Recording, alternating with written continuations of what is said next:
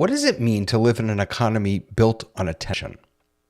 Tonight, in this episode of The Rundown, we'll explore how modern media is sustained, why so much digital content is labeled free, and how attention has become a central resource in today's online landscape. The conversation looks at the systems and incentives behind personalization, endless content, and engagement-driven platforms, inviting reflection on how these dynamics shape the way we focus, connect, and make choices in our media-saturated world. Let's get started. Welcome to The Rundown.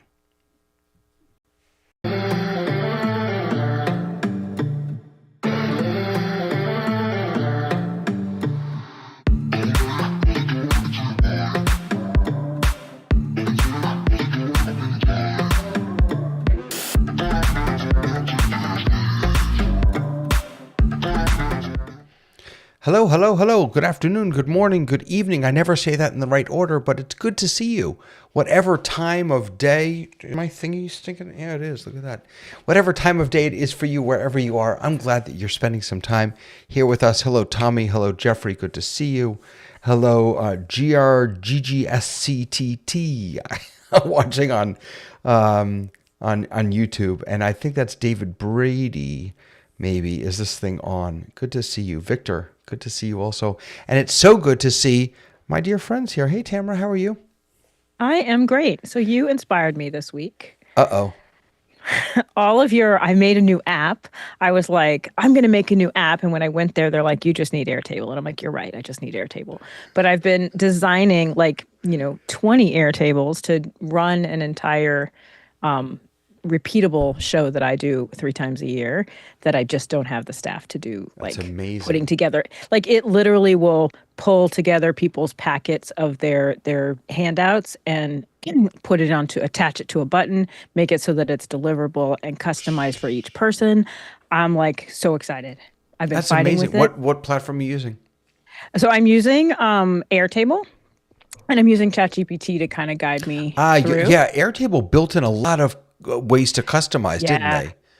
They did, and I've been kind of wanting to play around with it, and I was actually going to go and build it as an app like you've been doing, and I went to 3 different AIs, and I said, hey, here's what I need to do. I need to take care of this, and they're like, Airtable, and I ended up with ChatGPT because the others timed out too quickly, and Chat could go the distance, so. There you go. Fantastic. All right. Wonderful. And as I'm switching over to our next panelist, hello also to Lois. We missed you, Lois, and hello to Lalak. And hello, Mr. Tony Mobley. How you doing, sir? Hello, sir. How are you? Good. So, it's funny, just before it just dawned on me that just before we started the show, I was telling you how wowed I was by your show last night and tell me again, free show, right? Free show. Which is, what a great segue into tonight's topic. Is it really free? That'll be interesting to actually think about, right? Because that's a wonderful free tool, but I can hear Sky. He's chomping at the bit. Is it really free? Speaking of Sky, I've scared people away. No, David, I'm such a friendly, nice guy. You haven't scared anyone away. This is going to be a fantastic conversation. My rave, my inner angst. No, this is going to be a fantastic conversation. I'm so glad that all of you are here. Let's jump into the news. What do you say? What does it cost me?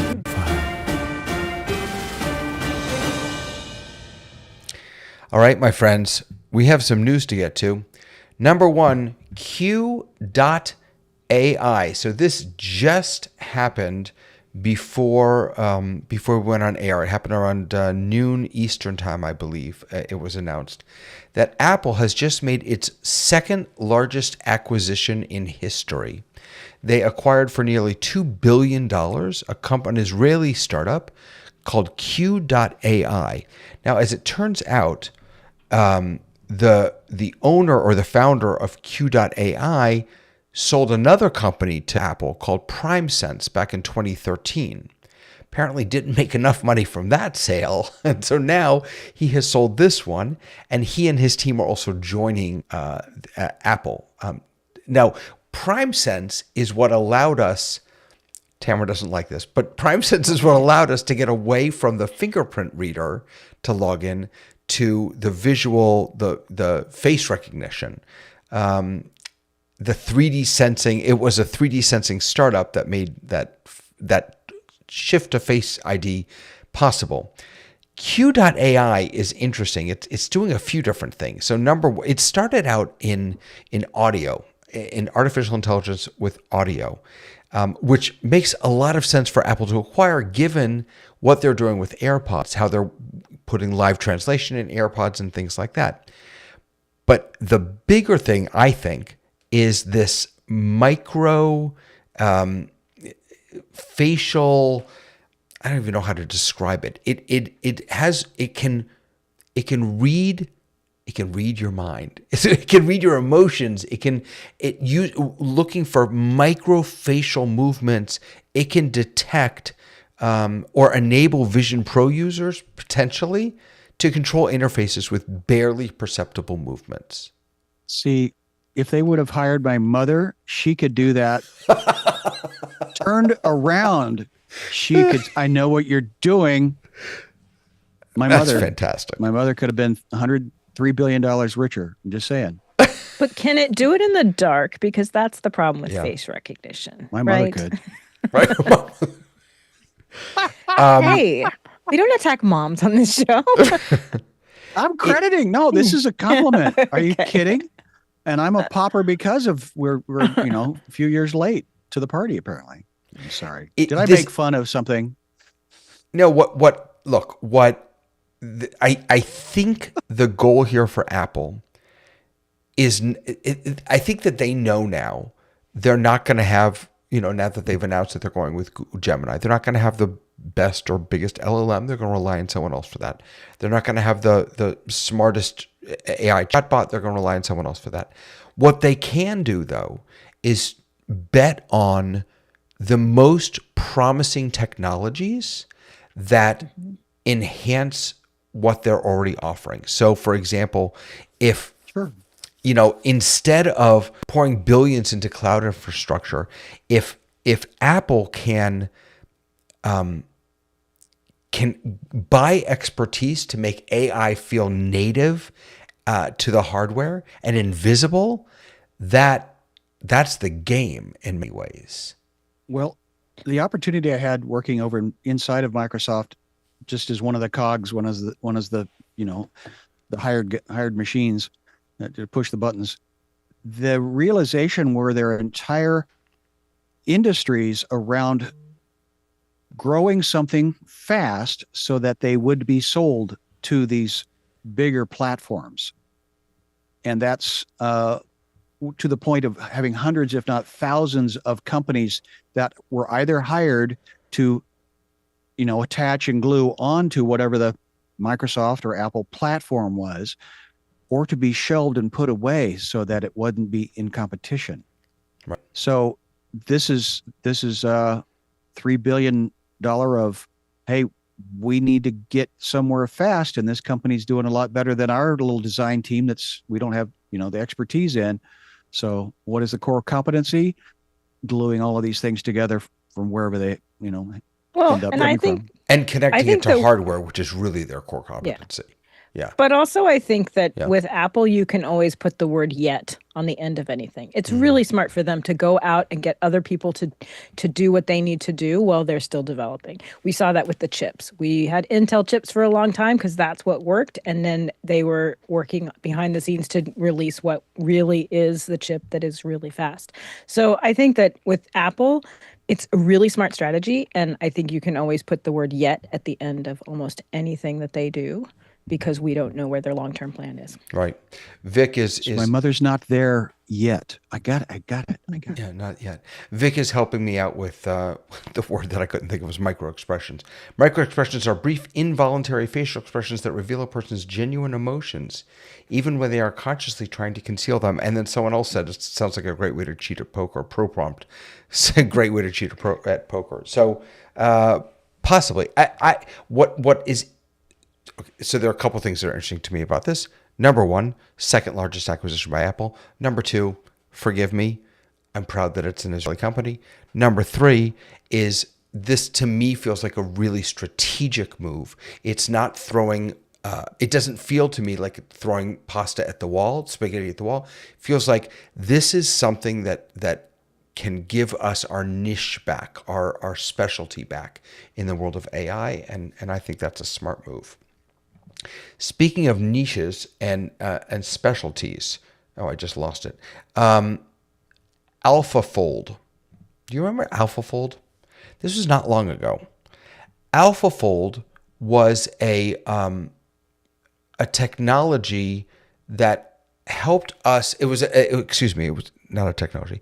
It was an, I don't know if you can actually call it an AI model, but it was a large language model, I believe, that we could use in science to understand how proteins would work and why they would fold in on themselves. I don't know what I'm talking about, but that's what it was about. Okay. So now Google has something called Alpha Genome, letters known as base pairs, and it can predict thousands of molecular properties characterizing its regulatory activity. It can score the effects of genetic variants and mutations by comparing predictions of mutated sequences with unmutated ones. This is from the Google DeepMind blog. I remember when they announced that they had, sort of uncovered the, how to sequence the genome. Now it can happen, like that. This gives us access. Not access. I shouldn't say access, but this helps us understand the 98% of our DNA that we have not uncovered yet. And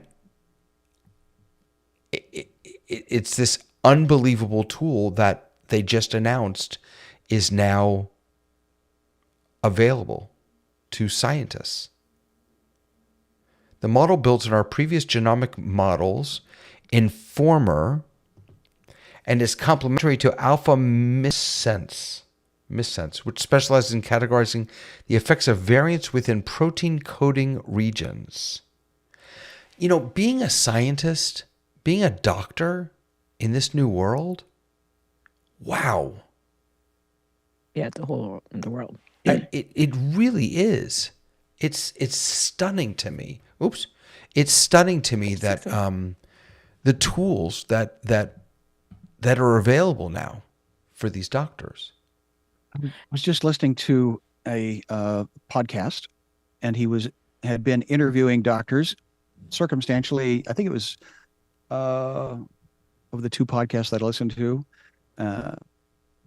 I will get the name of those in a minute. But what he said was he'd interviewed medical professionals, and they were very frustrated because the civilians are now coming in with their WebMD responses, and consequently, they're not listening to the experts that actually know something, and they're going along with the plumber that has a bigger, following than the doctors do, and then the doctors are being limited by how many hours hours.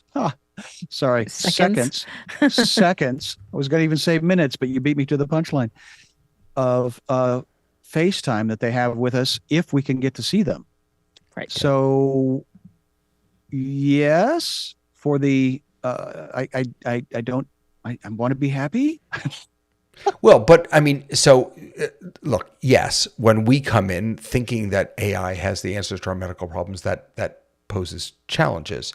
But I'm not sure that the other day I was watching TV, or watching the football game actually, and there was an ad for a medicine that came on. And I said out loud, I was thinking to myself, I don't understand the advertising of medicines, because I'm the guy who goes into the doctor and just does what my doctor says. Nope. I take what my doctor tells me to take. I do what my doctor says. I don't question. I don't know any better. Old. And so maybe. So the idea that I would see an ad and then go to my doctor and say, "Hey, I saw this ad. Maybe I should try that," is so foreign to me. But that's the same as walking in and saying, "AI told me X, Y, and Z." But I think that there's a couple of issues, right? Because one, this is great at the science level, but it's not going to hit the doctor level for quite some time. doctors levels are using AI to transcribe notes, and they're Yep. not always accurate. You have to go and read what they've transcribed because it's not correct.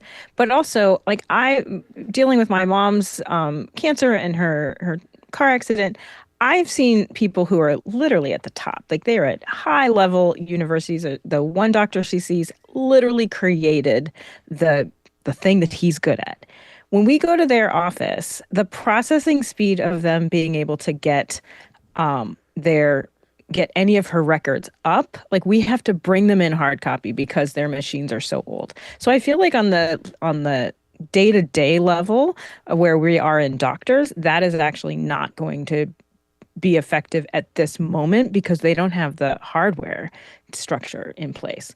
The doctor's office I go to has had their computers down for over a month. So I think at the practical level, that in the day-to-day level we won't see this anytime soon, but I think that it is promising at the scientific level because we should be using AI to process information. We should be using things to like give us information quickly. That is what is proven that it's good at right now. Yeah, Yuke is mentioning in the chat, and he's absolutely right that your medical doctor will not know about this, right? That this is about structural Right. prediction models from DNA for proteins that are.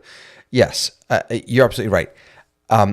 At the same time as this was announced, OpenAI released Prism, which is essentially a way for it's an LLM powered tool for scientists to write their papers and do their research. And again, this isn't necessarily for medical doctors; it's for researchers, perhaps. But I mean, just look at this. This kind of blew my mind.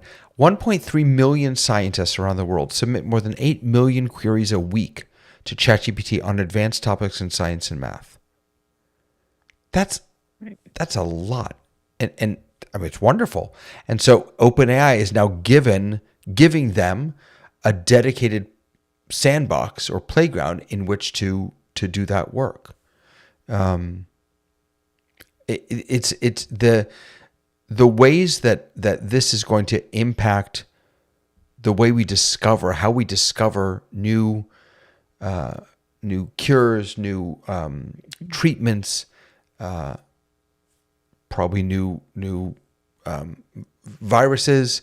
It's astonishing to me. It really is. It's pretty amazing what we're coming up with.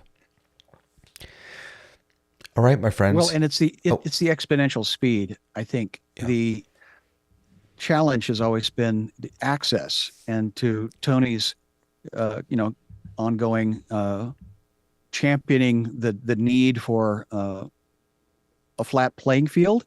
That therein lies the challenge. I mean, were we to live in the utopian world of Star Trek and Gene Roddenberry, I'd be very excited about this.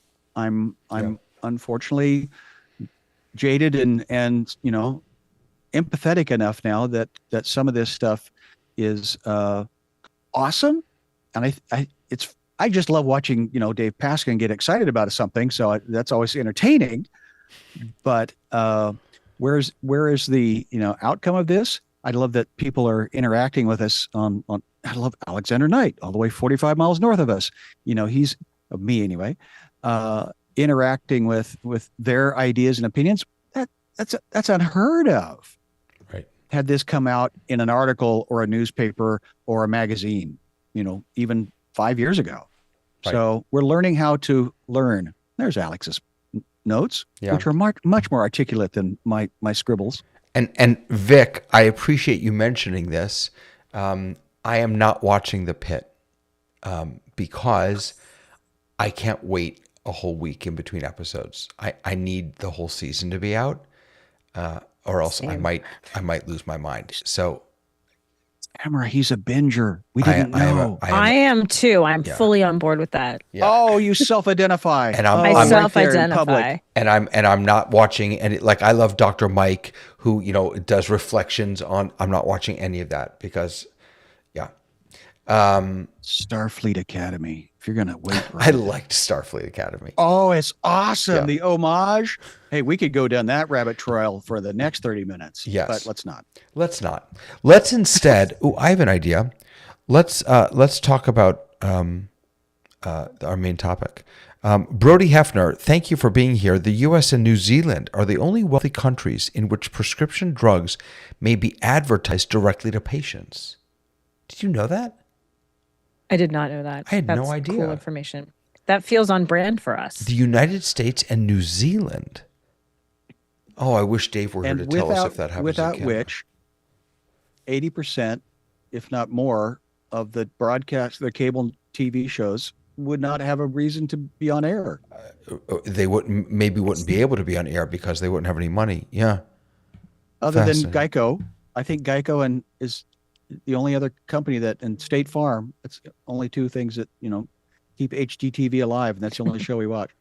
$300 a month for cable, and I watch two shows. There's something wrong there. Yeah, and what's the book? Mesothelioma, Gesundheit. CNN. That's the only thing that advertises on CNN, Mesobook.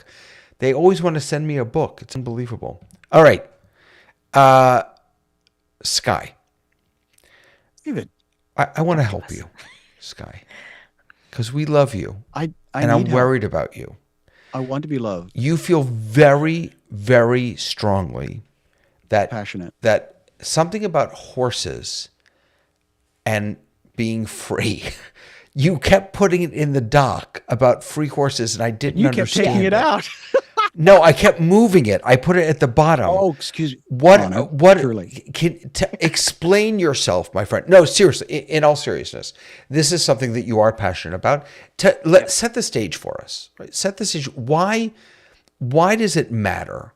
Why should we be discussing this? I think it mattered, and this is where I'm so glad Lois is here remotely, because I consider these acquaintances that I know, you and I and people in England and people in California and people in Atlanta and people in around the world share lives together. Now, intimately this week, I was able to sit next to Guy Cochran at a hockey game. That was awesome, but I don't get that pleasure with each of you. And I respect each of you. And I just heard the word free blithely repeated in such a way from Lois that it came up out of me. It ugly head why? in me, Like in my what? brain. What is it about? Because it's not. That's what I want to get to. So explain And explain your theory the phrase of. is, Go ahead. the phrase about a horse is there is no such thing as a free horse. Because once you get a free horse, what is the responsibility? You've got to feed it. You've got to brush it. You've got to take care of it. You've got to, take it to the vet. You've got to. So that the word free all of a sudden came up with in me that we are promoting a lie. And that's where I wanted, as intelligent, sentient, conscious humans, we are consumers. And trust me, I appreciate not having to pay to get introduced to a concept of software, because I have been known to use software that I may not have purchased, plausible deniability. But at one time when they were all on floppy disks, I needed to learn how to use this software. And there was no free disks just lying around unless you were AOL.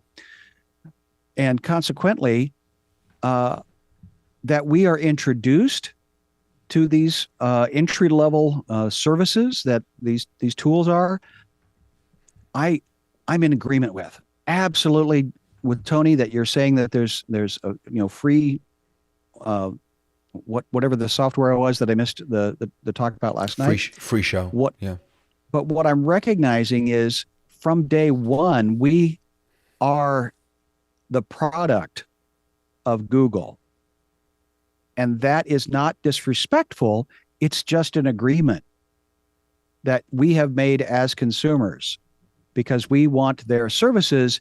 And historically, we would have paid for their service in a different way. So the fallacy of the word free is coming from me being a part of the problem in creating content that people thought they were going to be, not responsible for, or not influenced by, all while getting influenced, and or your product is, so your content is being sold uh, as a guinea pig. So, So so, that's the long version of what I was trying to say shortly, and I didn't do a very good job. so Vic says Please, he considers free services as digital barter.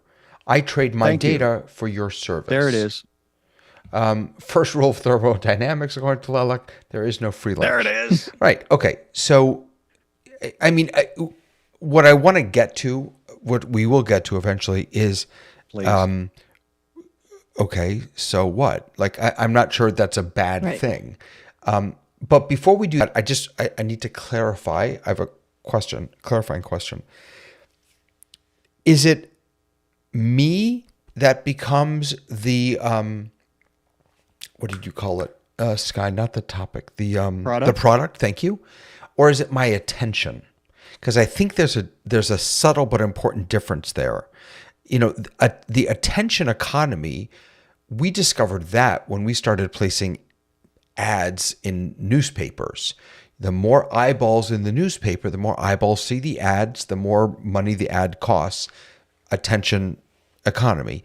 We've just perfected that in digital space.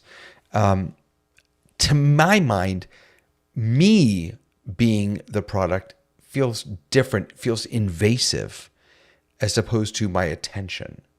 Can you just clarify that? Or what you think about that, Tony? Go ahead. Tony. I think that it can be both. And the reason I say that I think that it can be both is because depending on what the application or commercial or whatever it is, depending on what it is or how you interact with it, it can be both. Because my friend Doug Moeller made an earlier comment about it's money is time and time is money. There's the punchline. And and the fact of the matter is that we invest. So we talked about Free Show last night, and what I will say about it is that yes, it does not cost you anything monetarily, but it does take your time to. Well, there are all kinds of videos that support training and the use of, but you still have to invest some of your good limited time in the product in order to learn how to use it. And I think it's fantastic, that it doesn't cost you anything monetarily, but it does cost you time. And as has already been stated, there is no free lunch. Yeah. Tamara, go ahead. So I'm just curious, if we're projecting on corporations something that is a so what. It's not that I don't agree with you. I do agree with you, but corporations are doing exactly what they need to do. If you're the CEO, your job is to report to your investors that you have a good return on investment, and therefore focusing on making sure the models are attention grabbing and attention keeping. That is the job of them. And I feel like we've kind of gotten away from understanding that that's their gig, that's their job. And to be a CEO, the second you become a CEO, we start talking about your demise and we start plotting your ouster. So I think that's part of it. And we're frustrated as consumers and kind of flabbergasted that we're the product, but that is literally their gig. One of the things that I think the downside for me when in thinking about this is that we've started to self-identify based on our value to other people. And the way I see that as a negative in how we're seeing people, how we're living our day-to-day lives, is we're putting a lot of pressure on CEOs of corporations and on our jobs to be things that they're not, because we don't have those community conversations that we have had, from the dawn of time. And I think that one of the things we're seeing is because we have started to feel more commoditized, and we're the product, we start seeing ourselves that way. And what you're seeing happening in communities is things like well, I'm not going to work outside of my contract hours. I'm not going to, I don't want to help so and so because they didn't deserve it. And I think that's a bigger negative of than a corporation doing what a corporation does. I think the fact that we have internalized that and we've said, yeah, I'm worth more. So I should see money back from what they're making off of me. And I think that's what we're seeing in society is people not caring for each other, people not having community with each other. And I think all of that is part of this bigger conversation. But I'm less concerned with you about the idea of free is free. Like, is that that is a word that doesn't matter to me because I'm entering into a contract. And in fact, they are giving me a service. It's taking up too much of my time. That's on me. They are even, TikTok is free. It certainly is not. It's taking up hours of my time. And if I am worth a certain amount of money, that is that much amount of money that I'm giving up by not working and doing that and scrolling through TikTok. But they are providing what they say they're going to provide, a place for me to engage with content. Yeah. Oh, I'm not disagreeing that they are not providing a service. I guess I'm internally, analyzing what it is that is making me anxious about this. And again, in preparing for the today, the free is the marketing propaganda word that is just easy and quick, and it's very attractive, isn't it? Now, if I had the marketing phrase, we're going to give you this product and it's going to be amazing for your life at no, and it will cost you nothing. See, that's too long of a sentence to fit on, but all of a sudden free gets our adrenaline cooking and gets our endorphins going. It's like, I won something. And so it's like how smart I am. And so that's, I think, maybe what I'm realizing I'm struggling with is it's getting our attention. And the three little analogies were, well, when I go to the gym, I have to pay for it, and I get healthier by doing the reps. But yeah, but the gym membership is totally based on me paying for the gym membership and not going to the gym. I pay to make the gym wonderful for you. I promise you. So I think that that's part of. Wait a minute. What do you mean? What do you mean by that? My money maintains the machines that I do not use for everyone else, and that is the gym membership model. They count on people like me not showing up, so that people like you who show up every single day can justify the cost. Because you're paying like 50 cents to go to the gym. I'm paying And so now we can call that subsidized. So right. you are subsidizing. I'm subsidizing your gym equipment, and I go to your gym. My better health. So I will send you a card. Your purple machines are maintained by me. But and there are so many purple machines. I'm not. I mean, that doesn't sound to me like subsidizing. That sounds to me like the way that capitalism works in a society. Right. That we all agreed. We all participate in. We all pay into Social Security. Right. And people other than us then benefit from that. And then eventually, please God, hopefully, we will benefit from that. But that's part of being in a capitalistic society, I think. Tony, you want to jump in?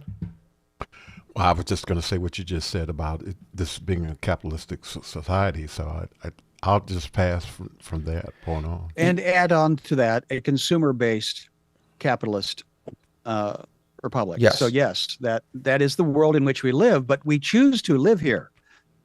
As much as you think we don't. I don't think that's the argument. I think what it is it's a matter. It's not even a matter. It's not even about whether you love the country or anything like that. Right. I think what it's really about is that you understand that there is a mechanism for making money. And there it is. When there is a product that can be sold, you have the option of buying it. But like when you said the word free, it gives the illusion that you are getting something that you are not having to pay money out for. But you are still a product in that sense, because like Tamara said, it's all about the companies are in business to make money. And if you don't understand that, then you don't understand what's really going on. And so I really want to go back to what I was talking when I shared about free show. I understand that it's not free, even though the name says free show. What I look at is when I make a comparison between two products, like ProPresenter is the elite software package for houses of worship, hands down. But this particular software does almost the same thing, and you don't have to take money out of your pocket to pay for it. So it's not free because you're using your time, but it's a benefit. It's a tool that you have access to. And so that I think that's what you want to say. And so, I asked the question last night, why would this person who created Free Show do it? And the answer came back that he wanted to use this high-end product called ProPresenter, and he couldn't afford to actually purchase another seat to use it in another location. So he was innovative and created something that would do almost the same thing that didn't cost people money. I want to push back a little bit, but before I do, I just want to bring in a couple comments. So Alex raises a really interesting idea that this all started with the launch of the App Store, and this idea of the 99-cent app just created this race to the bottom in devalued software development as a trade, which I think is I had never thought of that. It's really fascinating. He says, we need to get used to and learn that nothing's free. It takes work to build something, and you should pay for it if you find value in it. Yes, and this is not a but, this is a yes and. And my and is that, and Lois sort of said this earlier, but I'm going to tweak it a little bit. There are things that are free. Absolutely. So right before we came on the show, I was showing off something that I've been working on and building, which is a tool for teachers. And I plan on putting it out there. I'm not going to charge for it. I just want people to use it and go to town. Now, I'm not an idiot. I put a donate button at the bottom. If someone wants to buy me a coffee because I put time and energy and money into doing this, great. But now, I'm not a corporation, so I understand that it's different, that, I'm working from altruism, perhaps. But yeah. I don't think we need to... Which I love. And love. I don't think we need to, though, live in a world in which everything is either pay for it or sacrifice yourself and your attention. Because I don't think that's what we have. Tamara, do you agree? Yeah, I'm going to and on to that. I think that we are, again, getting confused between corporations that are publicly traded who have the main goal in life to make money. They do provide a service, but a service in order to make money. Nonprofits, on the other hand, are providing a service to their community. So there's two different business models, and neither is better than the other. One needs to, so I think part of it is, look, if you really hate corporate culture, you can just choose not to buy into things. I used to work on a TV show, on a soap opera, and people would send us all of these things when we did a storyline that they didn't like. They would send us a packet of receipts to prove to us that they were no longer using Procter & Gamble products. And I was like, you know what, if you want to go through the store and look at all the things that are Procter & Gamble and not buy them, that's on you. I totally respect that. I can't make that my corner of my life. So I think that we can't be upset. And I'm so curious because I really you are so viscerally upset about the word free. Oh dear. No, I'm an actor. And I'm like, as a friend, I'm like, I want to help you because I think that it's just, I don't necessarily think that I think in a way it's a smart person's problem, right? Because you're talking about Yes. marketing and whether it's right or wrong. And if you're not a smart person who isn't keyed into how the world is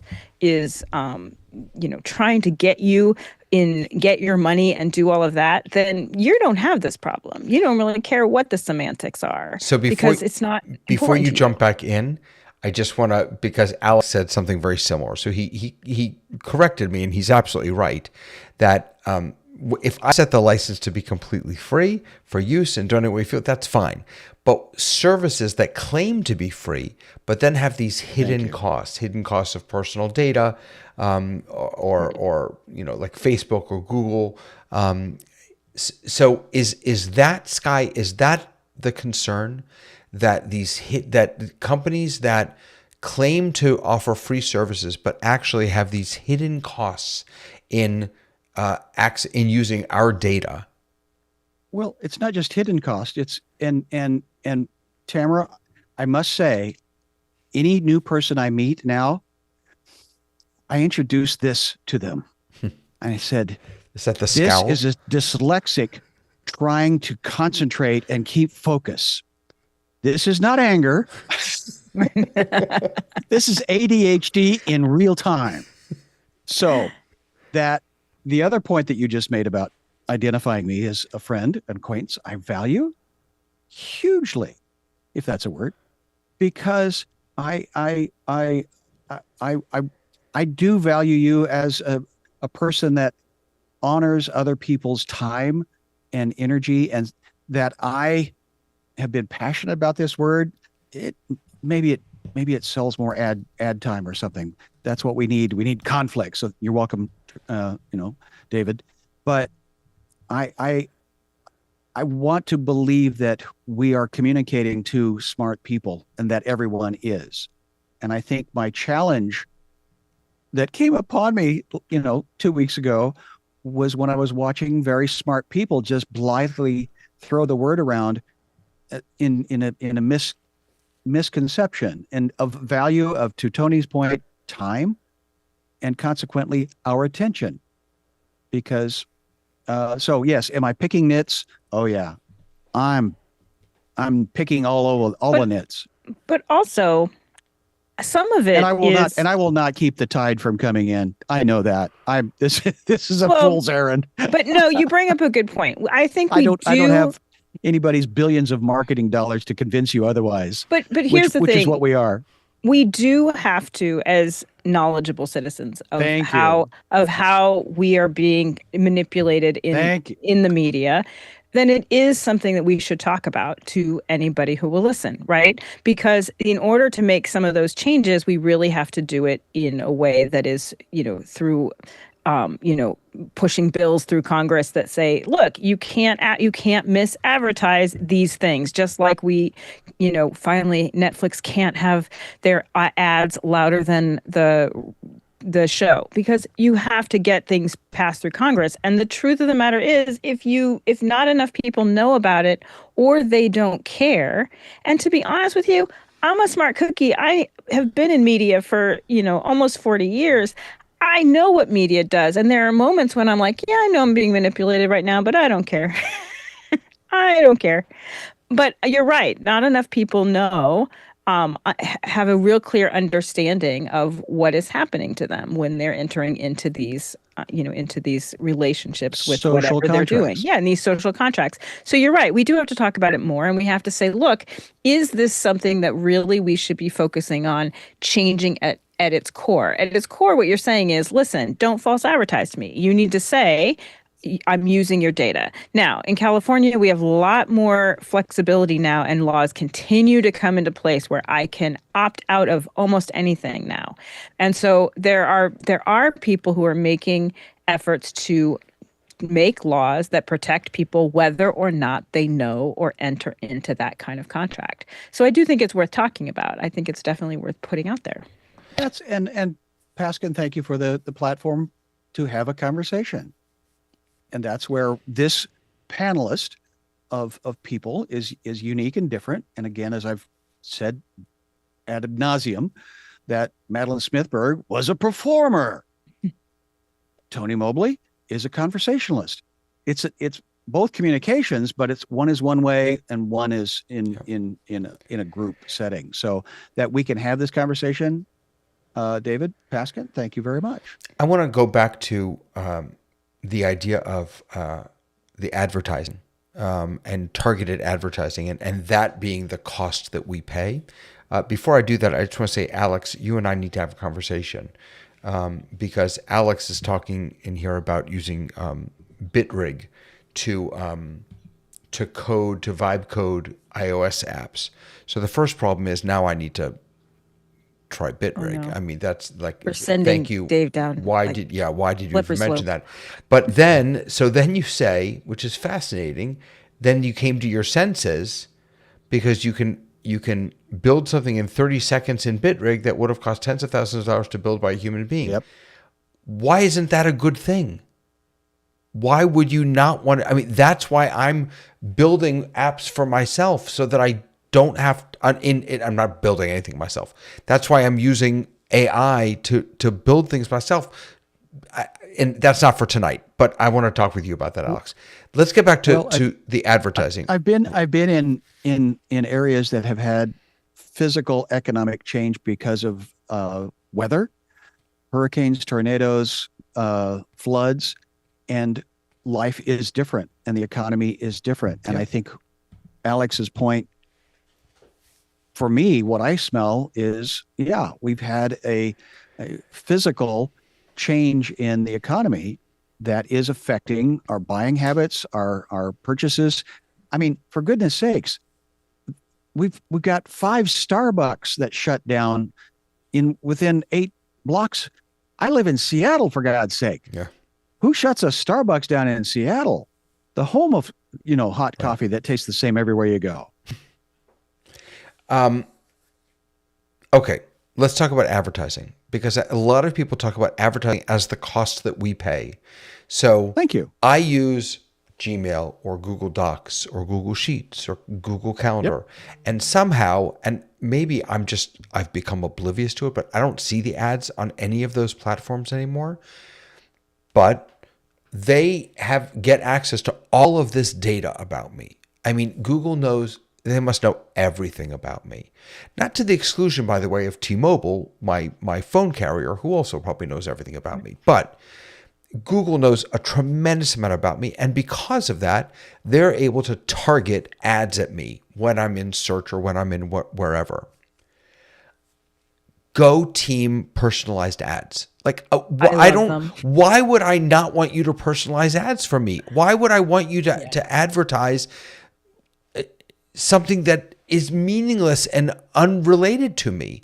I say, use my data, learn all about me, and then sell me exactly what I want. Yeah, I mean, I agree with that, because Am I wrong? I feel like, no, I mean, listen, I don't think there is a way, if you want to play in this world, then you are giving up your data. So if you're taking my data, then by all means target ads to me. In the old days of broadcast television, the ads were based on what the network wanted to have as their audience. So NBC wanted to have a highly intelligent college graduates who made X dollars a year, high level. And so their ads reflected that. And they sold ads to different places based on, here's what we can deliver you in terms of the audience that you're looking for. So they've always been targeted ads, but they've never been personalized ads. I love the personalized ads. If you're going to have my data anyways, by all means, hold on. Can you just share clarify, with me what I want. Can you just clarify the difference for me? Of targeted ads versus personalized. Sure. So every network in, the old days, the way broadcast networks are their advertising goes is they announce their shows in May and they say, this is what our season's going to be like. And as soon as they announce, they literally sell all of their ad buys to the end of the year. And then when they say, we're going to give you this many eyeballs on this and our demographic is this. So for many, many years, CBS was an older demographic. And so a company who wants to put advertising, they're going to look and they're going to say, I don't want to go to the WB because that's younger, or I want to go to Fox because it has this kind of ad. They So are that's targeted targeting. ads. That's Right. targeting. So you're buying those ads, and the way that they had to reconcile it later on is if a show didn't do well in the ratings, then they would have to buy back that ad money back. So that's why your which the show could get shareholders canceled hate. in like, yeah, in like, 10 seconds.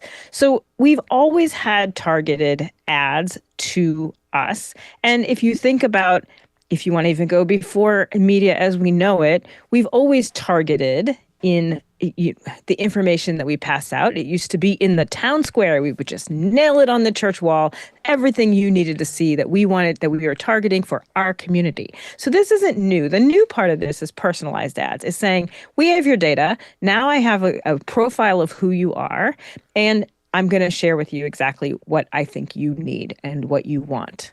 And a certain bookseller that went online early days was on knows all your buying habits. Right. And Yeah. when creating content for them, consequently, acquaintance of mine said he created an amazing, beautiful piece of work that fit their design spec until he got the feedback from the executives that said, no, we need this to be understood from third grade level down, because we don't care who we sell anything to, because our job is to be the middle person to sell whatever we can and take But our again, little percentage. that's their job, right? It is their job, and I'm not disagreeing, other than it dumbs down a humanity as a species. Right. But because we've now been we are- dumbing down humanity as a Don't species. disagree. No, That's why this so is a that's great opportunity. so I to feel like that's the challenge thing. it. It's like, I get why we're upset about it, but again, I think we're kind of it's a smart person's problem, right? And I'm on David's side where I'm like, listen, my options to not be targeted are to not go online. And I have many, many friends who they do not have, they just are not online. Their kids' faces aren't on their Facebook. They don't have it. They only have a Facebook for like business purposes. They legit get up in the morning. They're not scrolling through anything. They're going on a hike like a good person should, right? They are absolutely, they're like, this is so important to me that I am absolutely unwilling to play. And every time I go through and I go, am I spending too much time here? I'm like, no, because this is where I want to be. I fully understand that I am making compromises and choices. And I'm actually one of the people who There's the actually reads punchline. the terms of service, because I've been obsessed with how they change. Like, I read all the way down to You're the a better bottom. person than I know me. exactly what I'm saying yes to. Most of you do not. You click on, hey, I want this. I'm going to say yes to everything. Yep. So I definitely weigh it out, and I'm like, do I want to give up what I have in this digital space? I don't. Do I know that I'm being used and in ways abused? yeah. Absolutely. And I'm agreeing to it. And totally and absolutely agree with all of that. And you're a smarter or person than I am, because I do not read that. I figure they're already going to get my information. I remember how much this service, as was stated, used to cost. Consequently, it's like, the value in the moment is, yes, I'm going to use, but I am going to champion that we might be able to turn the tide a little bit in calling it entry level, because it's nice and short and tight and accurate, rather than the fallacy of free. Free For is just me- a marketing term. Okay, let me one Yep. point about the word that we've now come to understand, that an engineer friend of mine just hates, because what he recognizes as a large stack of hard drives and chips and wires and cables, nobody could sell that as a concept until the marketing guys marketing people got a hold of it and called it the cloud. What a nice ethereal thing. Yeah, the cloud. But my engineer friend says it's just a bunch of copper cables and hard drives. Yeah, but I think I don't have a problem with marketing. I think that marketing does. Agreed. I think marketing is the gateway to help people take steps in, And hurt. into this. Right. I mean, I get it. I understand the bad side of it, but I'll tell you, to me, I am less concerned at fighting for adults to have, to be treated differently than I am for advocating for us to make rules in place to keep kids out of, And you, keep. as a teacher, Yeah, I mean, and I've changed because I was the teacher who came into it with going technology all the time, technology in my classroom, and all of these things. And now I'm like guided technology. I don't think that AI is for kids. And to me, and that's where I want to draw my line. That's where I want to fight to advocate for better legislation to protect you're kids. recommending governmental external education. I'm I'm recommending. seeking to believe that humanity themselves We have no can. evidence of that. And I'll tell you where we have no evidence of that. A lot of the schools in different states have said no cell phones at school, and they've come up with Oh, either you drop your cell phone in a bag that is locked, or you don't bring your cell phone at all. And the people who are saying no are other parents who are like, "But what if there's a school shooting and I have to get to my kid?" And I'm like, sure. it feels like we might choose different things to solve the school shooting problem than phones in classrooms. Let me get Tony's. So Let me get Tony's voice in real quick. Go ahead, Tony. I really kind of want Tamara to go ahead on and talk about what she just thought. All right, talking sorry. about, because I'm having trouble with that very argument about the use of declining to have students have smartphones in their hands when there is no legislation, regarding the pushback on weapons. I believe people have the right to have weapons, but I don't believe people have the right to have machine guns, or weapons that do that kind of damage. And so, this whole argument for me really comes down to people making a decision about what tools they're going to use, how they're going to manifest that usage of that tool. I would prefer someone to say to me, I'm going to give you 3 months of not paying for this particular application. And then after the 3 months, then this is what it's going to cost, rather than to say that something is free and never give me the knowledge that they're using my data in that way. But in fairness, but it doesn't. They tell work, you though. they're using your data. I mean, we just Right. don't read it. Tamara does. So, I mean, we know what we're getting into. Just if I could make 2 other quick points. One is that, we've all, I think, been listening to Leo on Twit for years, and it's been. One of the things that has really been interesting to me is watching how his business has changed and the business model has changed, and how advertising really took a dip in podcasting, and he started Club Twit, which thank goodness has been sustaining for him. I was a member of Club Twit for a while. I stopped that. I really enjoy his ads. I think his ads are, because I know that he means what he's saying, but ads enough, and those ads are quite targeted because he knows his audience. Ads were not enough to sustain him. Right. So it's interesting to me that the model itself, even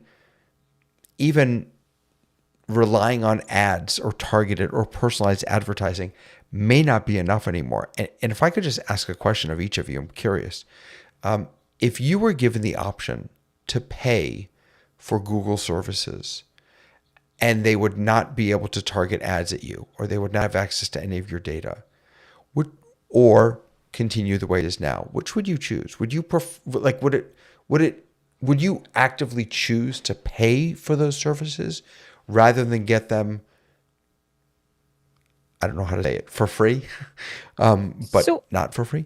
I do pay for some services to not be targeted. So I pay for ChatGPT to get some extra some. So I do go through and say, what are the things that I really don't want my information used in a certain way? I know the settings, I'm checking them regularly. I make choices based on the fact that, like, the truth is with Google, you can turn off all of their AI features. The problem is then it turns off the thing that sorts your email into different buckets. And I'm like, actually, I really like that feature. So it is a tough thing because things are being tied into whether or not you're using them. And I do think I would pay for it for certain things, but we have proven, and this is the thing that you are so adept at, David, we are in a time frame right now where we can't just say pay or don't pay.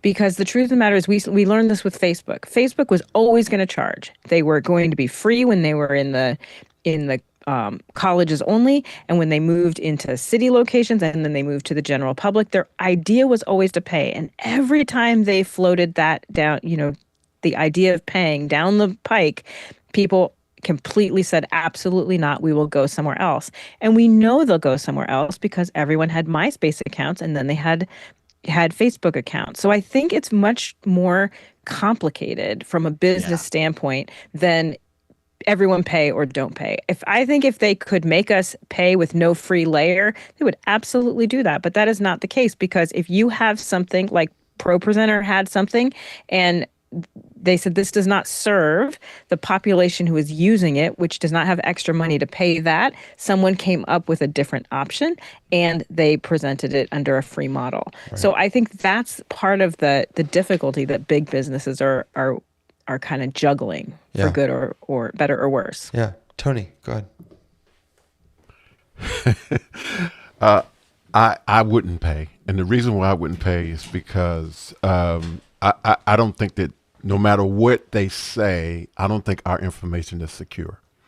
Right. And this is the example that I would use. All right, I am paying Google not to share my data. And they, I'm paying them $20 a month. They won't share my data. But I got my banking account at Bank of America. I got my wireless account at T-Mobile. Careful how much, this is a broadcast.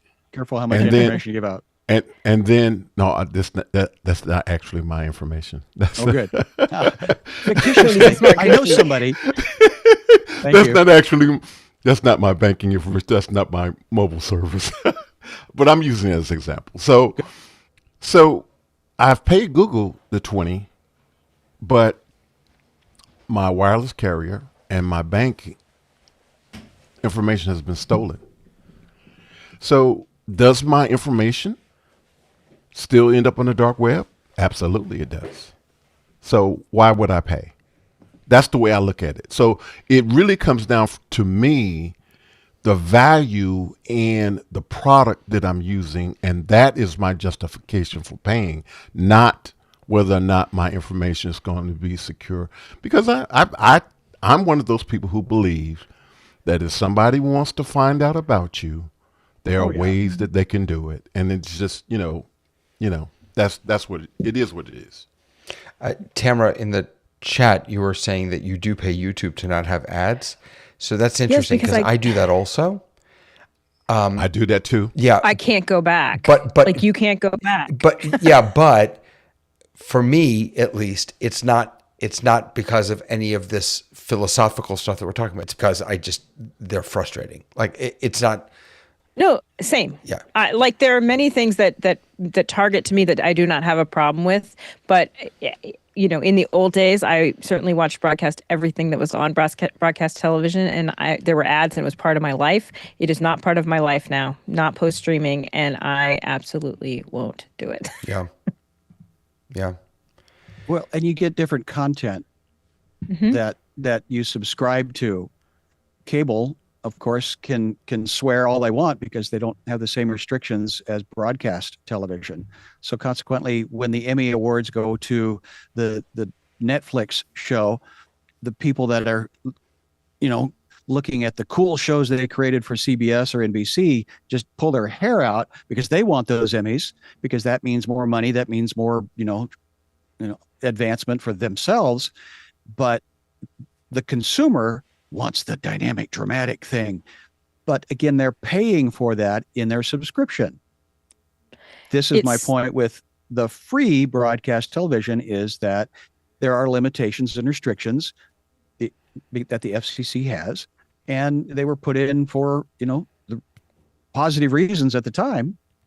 But listen, looking at my For You page on Netflix, I really wish that there were standards and practices, because I never thought, and I'm someone who has had to fight standards and practices for every little word in every script, but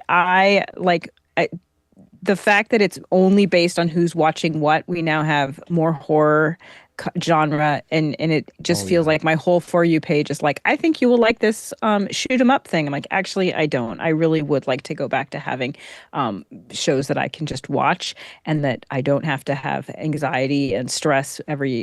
Gore is not my thing. And having Captain Kirk swear up a storm, I don't know if Gene Roddenberry would have rolled over in I don't know, maybe he would have written it in and they censored it out. So he just wrote to the format within the bucket that he was given.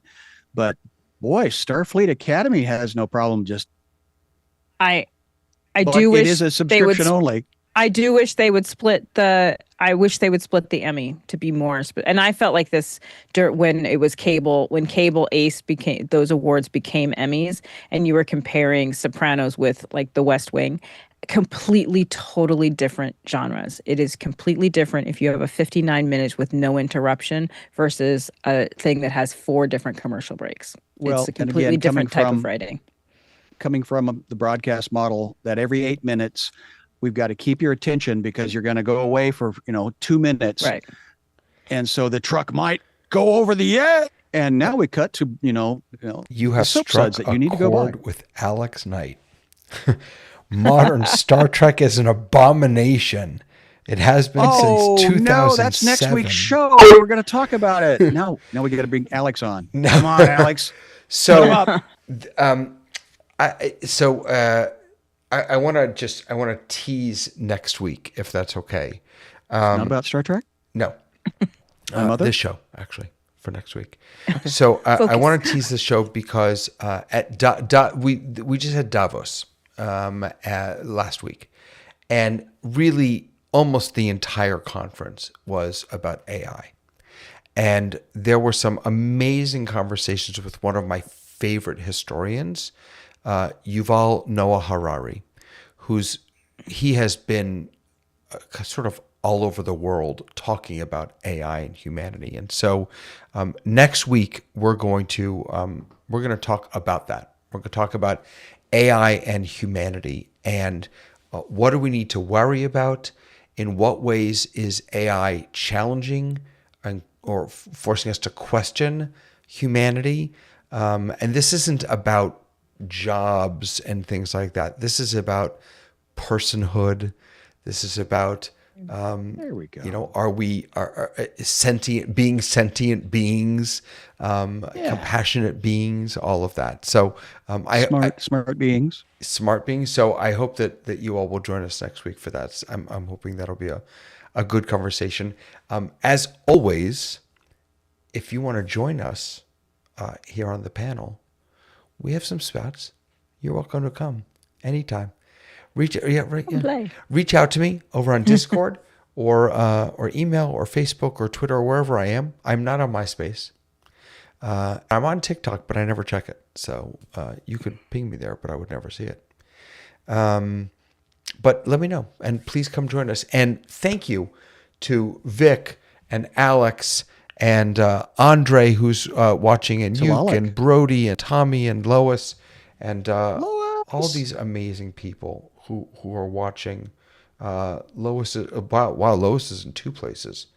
Lois has been busy. For someone who wasn't here, Lois, you were here. She raised her hand. She's our chat mom. You were here. Red Cabin Acoustic got his office hours hat. That's fantastic. I forgot so to excited. order one.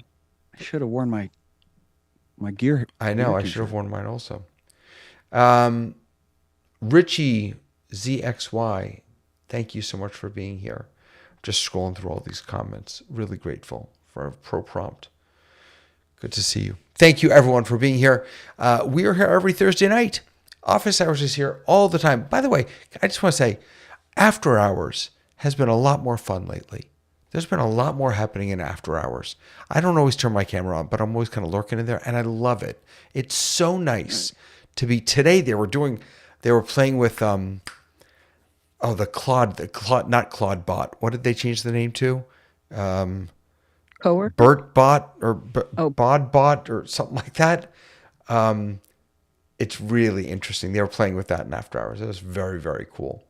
In any case, lots of good stuff, my friends. I'm wishing all of you a fantastic weekend, and we'll see you next week on the Rundown. Thank you. Bye, everyone. Bye-bye. See you soon.